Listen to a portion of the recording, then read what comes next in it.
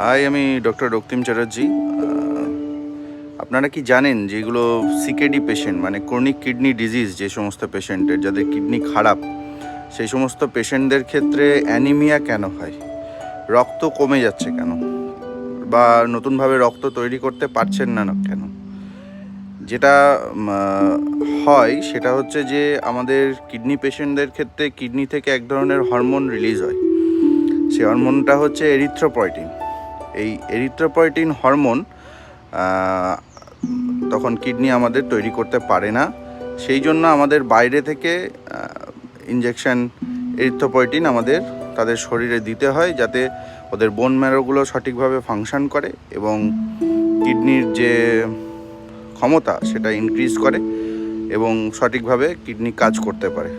এটা আমরা সাবকাটে দিই এবং উইকলি 2 বার দিই।